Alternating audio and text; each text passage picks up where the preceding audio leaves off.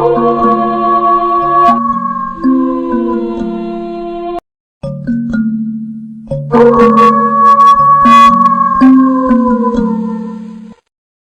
Book of Werewolves, Chapter 3, The Werewolf in the North.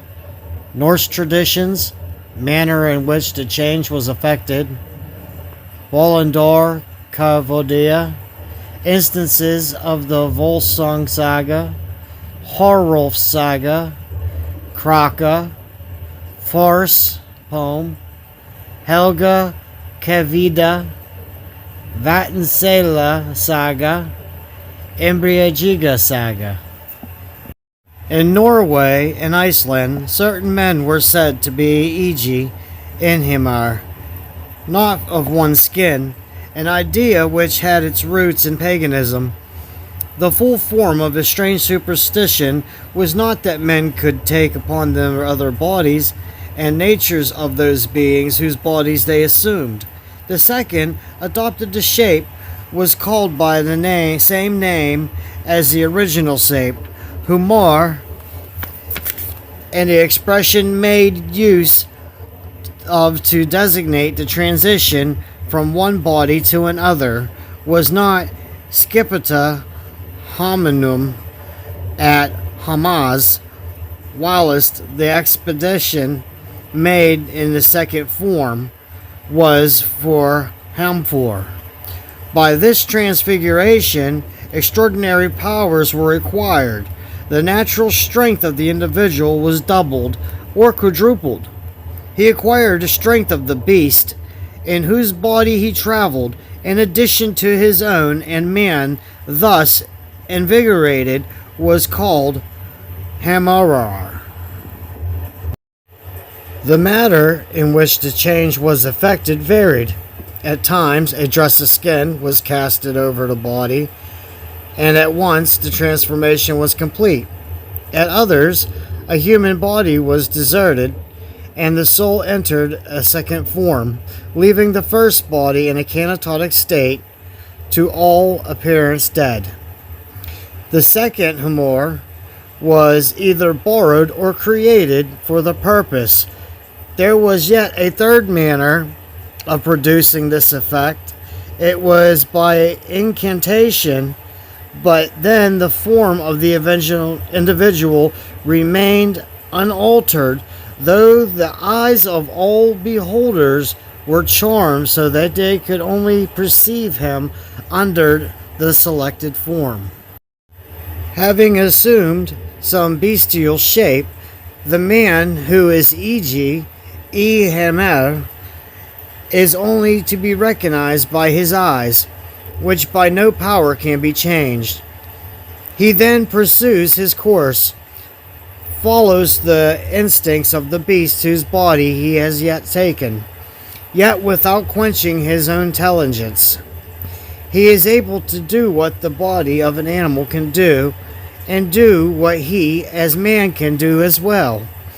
He may fly or swim, if B is in the shape of a bird or fish, if he has taken the form of a wolf, or if he goes on a gandurio or wolf's ride, he is fall to the rage and malignity of creatures whose powers and passions he has assumed. I will give a few instances of each of the three methods of changing bodies mentioned above.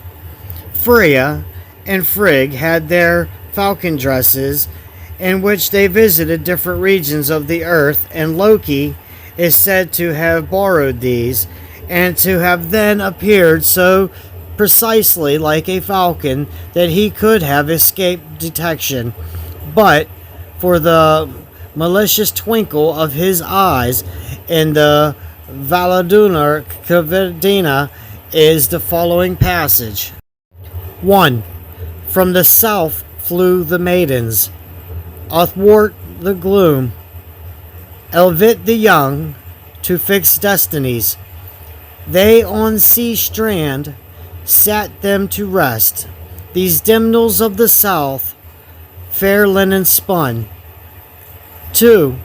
One of them took Egil to press, fair maid in her dazzling arms. Another was Sevinwit, who wore swan feathers, and a third their sister pressed while the white neck of Velond. The introduction of Soman tells us that these charming young ladies were caught when they had laid their swan skins beside them on the shore, and they were consequently not in a condition to fly. In like manner were wolves dressed youths. The following curious passage is from the wild saga of the Volsungs.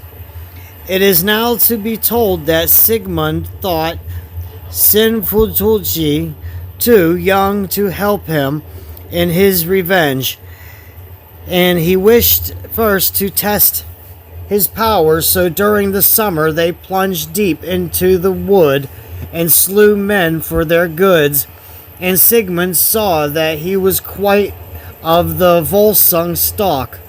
Now it fell out that as they went through the forest collecting monies, that they lighted on the house in which were two men sleeping, with great gold rings in them.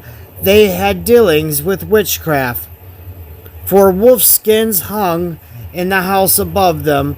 It was the 10th day on which they might come out for their second state. They were king's sons. Sigmund and Sinfjotli got into the habits and could not get out of them again, and the nature of the original beast came over them, and they howled as wolves. They learned both of them to howl. Now they went into the forest, and each took his own course. They made the agreement together that they should try their strength against as many as 7 men, but not more, and that he should was ware of strife, and should utter his wolf's howl. Do not fail this, said Sigmund, for you are young and daring, and men would be glad to chase you. Now each went his own course, and after they had painted, Sigmund found men.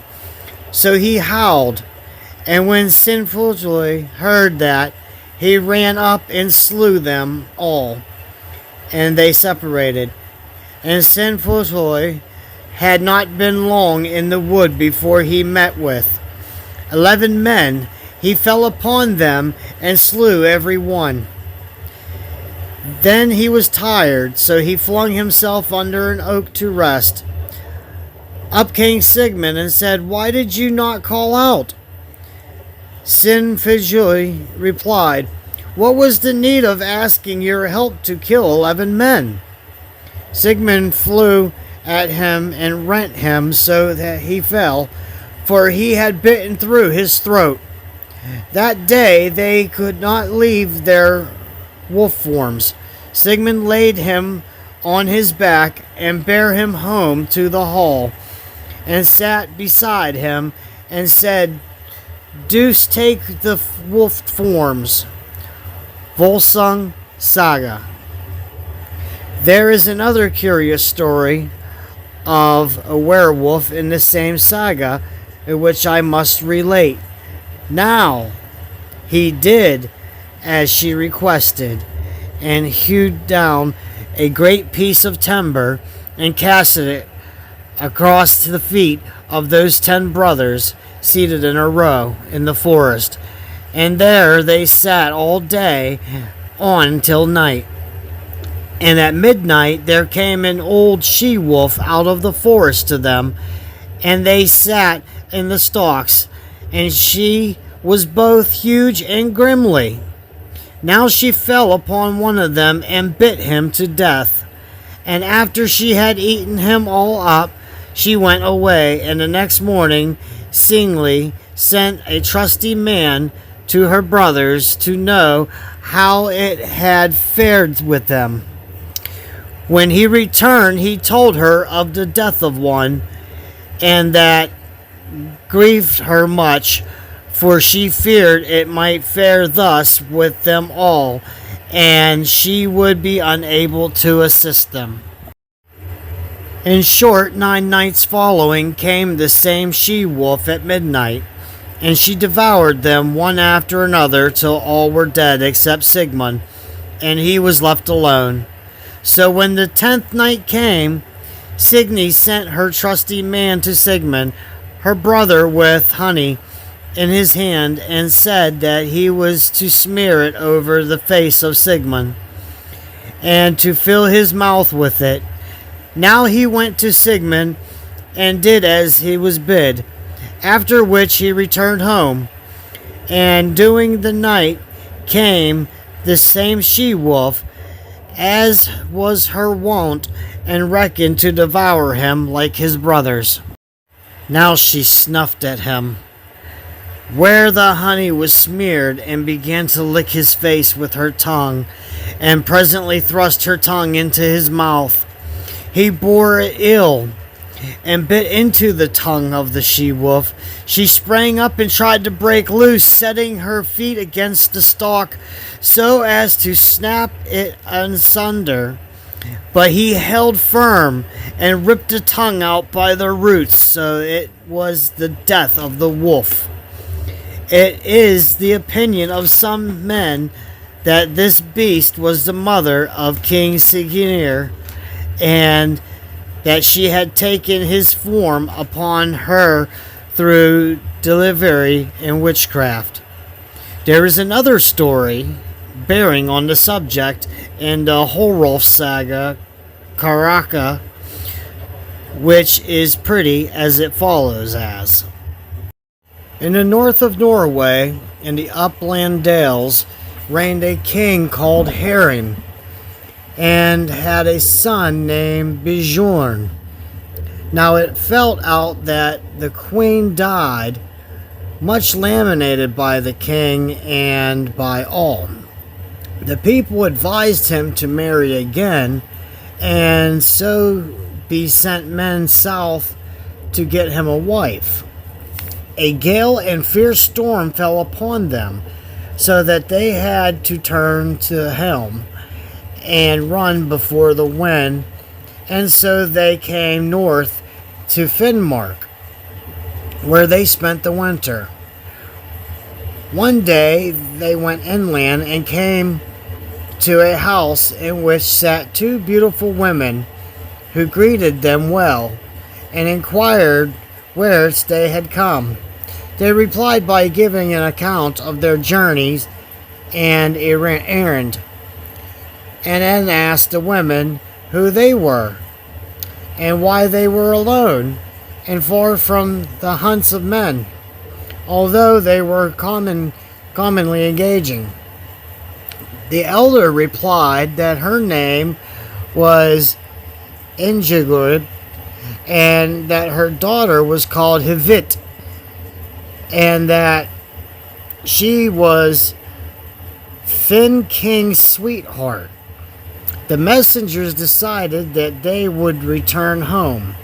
If Hivit would come with them and marry King Hurain, she agreed, and they took her with them and met the king, who was pleased with her, and had his wedding feast made, and said that he cared not though she was not rich. But the king was very old, and the queen soon found out. There was a carle who had a farm not far from the king's dwelling. He had a wife and daughter, who but was a child, and her name was Bera. She was very young and lovely. Bjorn, the king's son, and Bera, the carle's daughter, were wont as children to play together, and they loved each other well. The carle was well-to-do, and had been out harrying in his young days, and was the Dougherty champion. Bjorn and Bera loved each other more and more as they were often together. Time passed, and nothing worth relating occurred, but Bjorn, the king's son, waxed strong and tall, and he was well skilled in all manly exercises. King Herring was often absent for long, harrying foreign shores, and Hivit remained at home and governed the land. She was not liked of the people.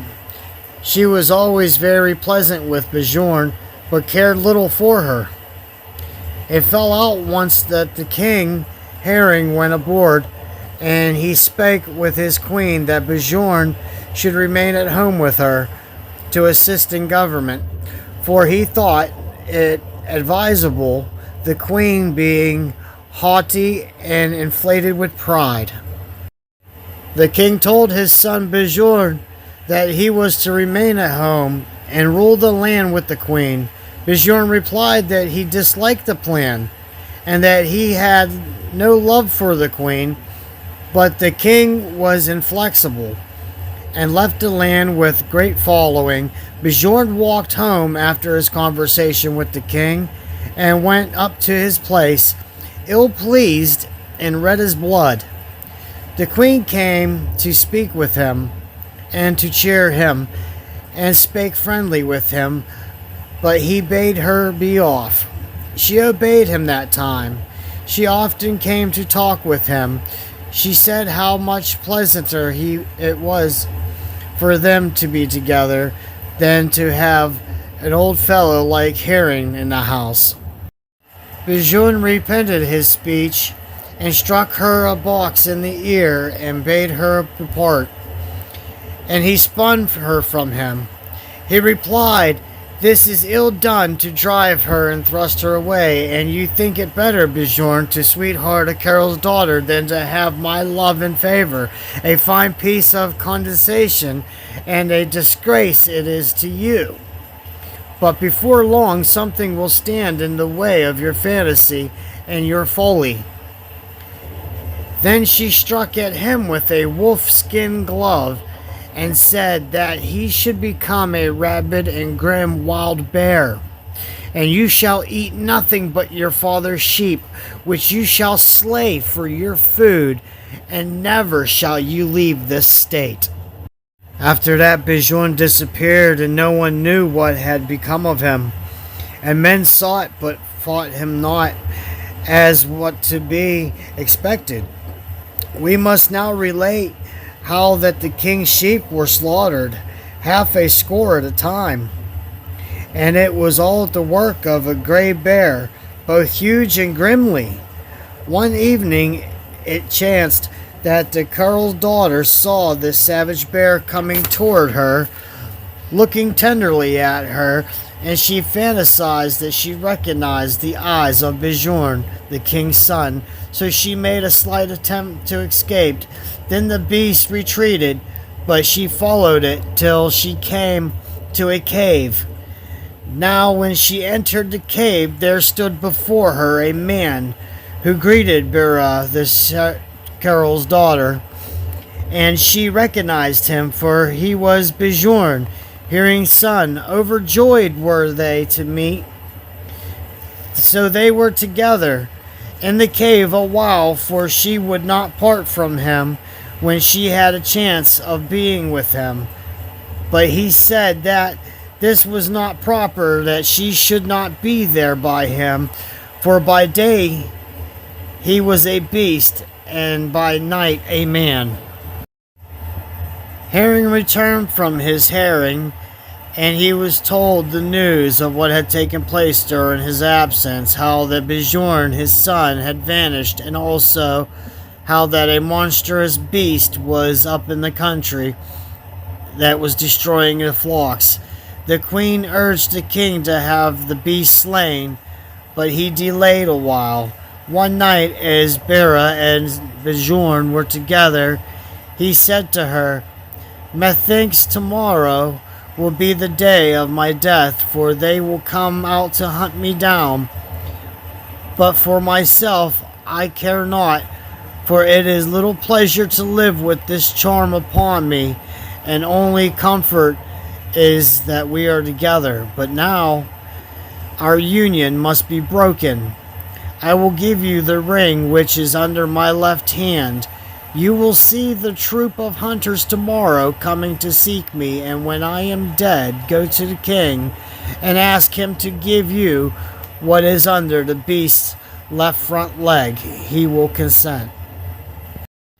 He spoke to her of many other things till the bear's form stole over him, and he went forth a bear. She followed him and saw that a great body of hunters had come over the mountain ridges and had a number of dogs with them. The bear rushed away from the cavern, but the dogs and the king's men came upon him. There was a desperate struggle.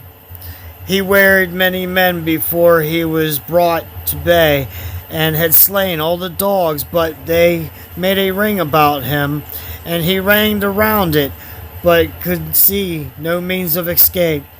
So they turned to where the king stood, and seized the man who stood next to him, and rent him asunder. Then the bear was so exhausted that he cast himself down flat, and at once the men rushed upon him and slew him. The carle's daughter saw this, and she went up to the king and said, "Sire, wilt thou grant me that which is under the bear's left foreshoulder?" The king consented. By this time, all the men had nearly filleted the bear. Brera went up and plucked away the ring and kept it, but no one saw what she took, nor they had looked for anything. The king asked her who she was, and she gave a name, but not her true name. The king now went home, and Brera was in his company. The queen was very joyous, and treated her well, and asked who she was, but Brera answered as before. The queen now made a great feast, and she had the bear's flesh cooked for the banquet. The carle's daughter was in the bower of the queen, and could not escape, for the queen had suspicion who she was. Then she came to Brera with a dish quite unexpectedly, and on it was the bear's flesh, and she bade Brera to eat. She would not do so. "Here is a marvel," said the queen. "You reject the offer which a queen herself designs to make to you? Take it at once, or something worse will befell you." She bit before her, and ate of a bite. The queen cut another piece, and looked into her mouth, and saw that the one little grain of the bite had gone down, but Brera spat it out all the rest from her mouth, and said she would like to take no more, though she were tortured or killed. "Maybe you had significant," she said, queen, and laughed. Hofsaga Karaka, condensed. In the first song of Finur Hin Funui, we have the following verse. When this Perilfin saw that witchcraft did him harm, then he changed himself into a werewolf. He slew many thus. The following is from the second Kavita of Helga, Handin Singbanda. May the blade bite which thou brandest only on thyself, when it shines on thy head, then avenged will be the death of Higli.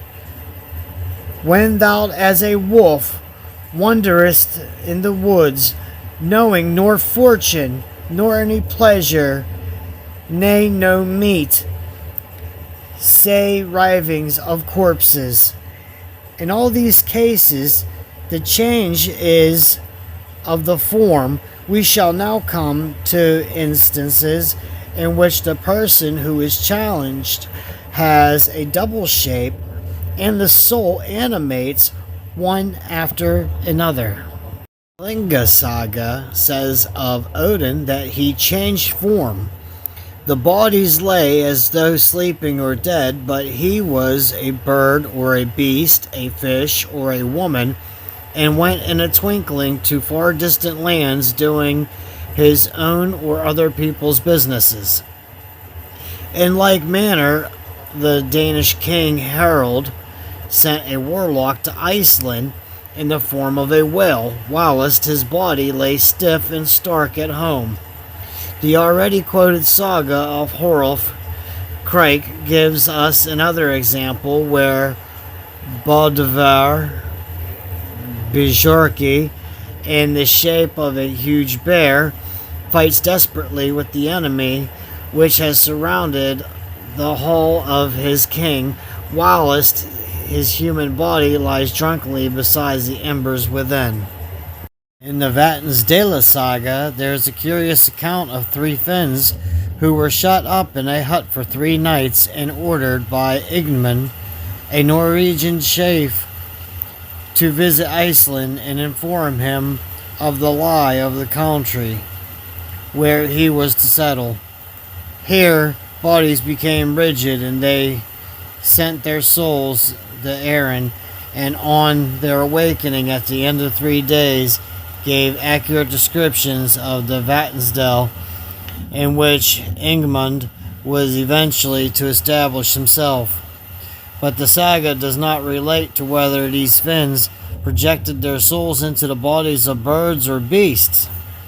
The third matter of transformation mentioned was that in which the individual was not changed himself, but the eyes of others were bewitched, so that they could not detect him, but saw him only under certain form. Of this there are several examples in the sagas, as for instance in the Hromadar saga, Grey Paspar, and Frostbadura saga, but I will translate. The most curious of is that Odd, Catlin's son, in the Imbrigia saga. Gyrid, housewife in Malvalho, sent word into Balastad that she was aware of the fact that Odd, Catilla's son, had hewn off Odd's hand. Now when Thorin and Ornkel heard that, they rode home with 12 men. They spent the night in Malvalho and rode on the next morning to Holt, and Odd was the only man in the house. Katla sat high, seat spinning yarn, and she bade Odd sit beside her. Also she bade her women sit in each her place and holding their tongues. For said she, I shall do all the talking. Now when Arknell and his company arrived, they walked straight in, and they came unto the chamber, Katla greeting Ornkel, and asked the news. He replied that there was none, and inquired after Odd. Katla said that he had gone to Brivadak. We shall ransack the house, though, quoth Arnkel. Be it so, replied Katla, and she ordered a girl to carry a light before them and unlock the different parts of the house. All they saw was Katla spinning yarn off her distaff. Now they search the house, but find no Odd, so they depart. But when they had gone a little way from the garth, and Arknell stood still and said, How know we that Katla was hoodwinked us, and that she, distaff in her hand, was nothing more than Odd? Not impossible, said Thorin. Let us turn back. They did so, and when those at Holt Raw they were returning, Katla said to her maids, Sit still in your places, Odd and I shall go out. Now they approached the door. She went into the porch and began to comb and clip the hair off of her son Odd. Arknell came to the door and saw where Katla was, and she seemed to be stroking her goat and disentangling its mane and beard and smoothing its wool. So he and his men went into the house and found not Odd. Katla the staff lay against the bench, so they thought that it could not have been Odd, and they went away. However, when they had come near the spot where they had turned before, Ardnell said, "Thank you for not that. Odd may not have been in the goat's form." "There is no saying," replied Thuran. "But if we turn back, we shall lay hands on Katla. We can try our luck again," quoth Ardnell, "and see what cometh of it." So they returned. Now when they were seen on their way back, Katla bade Odd follow her, and she led him to the ash heap, and told him to lie there and not to stir on any account. But when Ardnell and his men came to the farm, they rushed into the chamber and saw Katla seated in her place, spinning. She greeted them and said that her visits followed with rapidity. Arnkel replied that what she said was true. His comrades took the distaff and cut it in twine. "Come now," said Katla, "you cannot say when you get home that you have done nothing, for you have chopped up my distaff." Then Arnkel and the rest haunted high and for low for Odd, but could not find him. Indeed, they saw nothing living about the place besides a boar pig which lay under the ash heap. So they went away once more. Well, when they got halfway to Mavalid, came Girid to meet them with her workmen. They had not gone the right way to work in seeing Odd, she said, but she would help them. So they turned back again. Girid had a blue cloak on her. Now when the party was seen and reported to Katla, and it was said that they were 13 in number, and one had on a colored dress, Katla exclaimed, "That troll Girid is come. I shall not be able to throw a glamour over their eyes anymore." She started up from her place and lifted the cushion of the seat, and there was a hole and a cavity beneath. Into this she thrust Odd, clapped the cushion over him, and sat down, saying she felt sick at heart. Now when they came into the room, there were small greetings. Girid cast off her cloak and went up to Katla and took her sealskin bag, and which she had in her hand, and drew it over the head of Katla. Then Girid bade them break up the seat, and they did so, and found Odd. Him they took and carried to the Bolin's head, where they hanged him. But Katla they stoned to death under the headland.